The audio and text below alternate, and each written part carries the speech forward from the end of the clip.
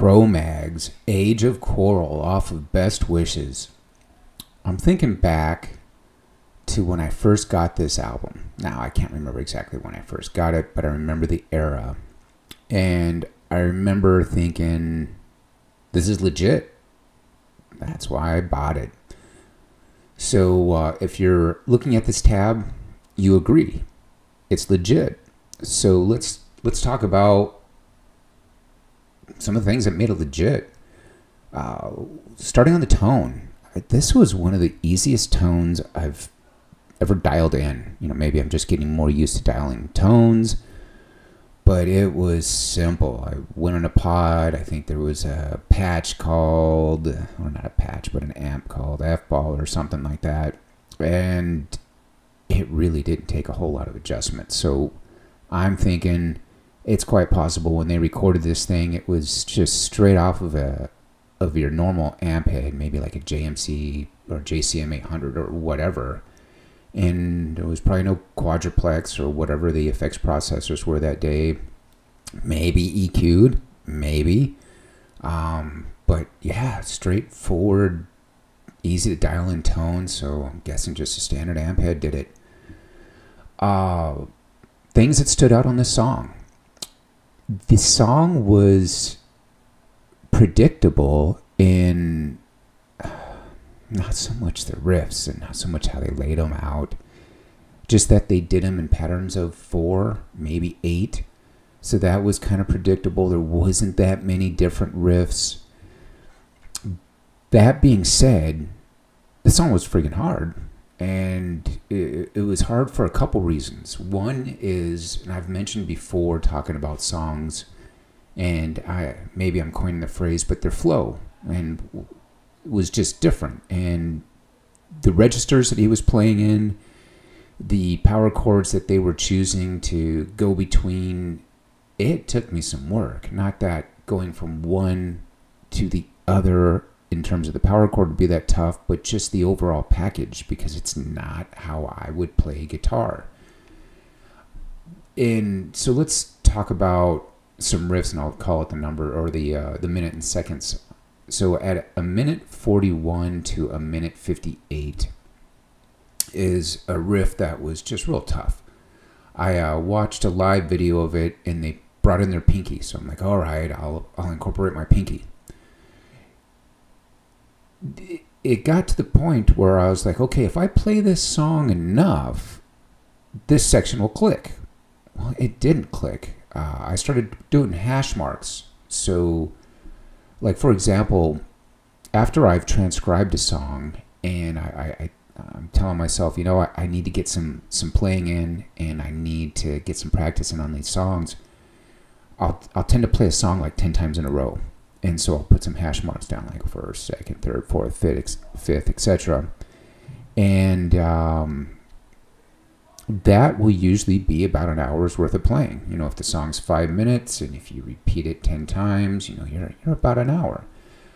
So on this song, I didn't write down all the times I played it, but I do have 82 hash marks on there for having played it at least 82 times. To get the let's see, fluidity to click, the changes between riffs, and also to clean up the riffs. But this riff that I'm calling out at the 1 minute and 41 second to 1 minute and 58 second mark, it just wasn't clicking. And I had to use the Google metronome. So if you're struggling on a riff and you can play the rest of the song, but not the riff, you know, focus on the riff on a metronome at a slower speed. Sometimes just, you know, the uniqueness of the picking pattern, like maybe you're going down and up and switching some strings. It's probably just too fast of a tempo, and the metronome will let you slow it down. So that's what I had to do. One of the other great things, well, I don't know if I said the first great thing, but one great thing about this song is I got into it not really paying a whole lot of attention to if it had a solo or not, and it didn't. So I call that a win sometimes, because sometimes solos are tough. So this was a great song. It's busy, and it's full, meaning it doesn't seem like a simple song. It doesn't come across as basic and missing some key parts, and they didn't do a solo, and it's still full. So that was kind of a win. Let me take a look at sheet 2, see if there's something that stands out about that.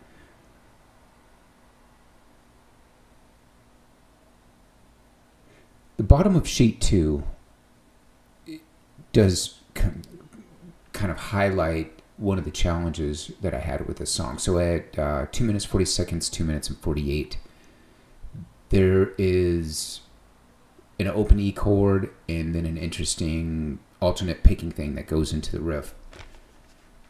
This wasn't something that was natural to play. It wasn't something that was easy to figure out the feel or the timing or the count to get into it and hit it on time. Just like it wasn't easy at the very beginning of the song when the guitar riffs came in. I initially listened to it, when I was initially listening to it, I wasn't picking up on the cues to come in. So I share that with you on this song, the beginning of the song to come in, the cues, and this after the open E's sustain for a bit, the cues to come in. That just took a while, and it took listening to the song. So if it takes you a while, know that it took me a while. Let me take a look at page 3.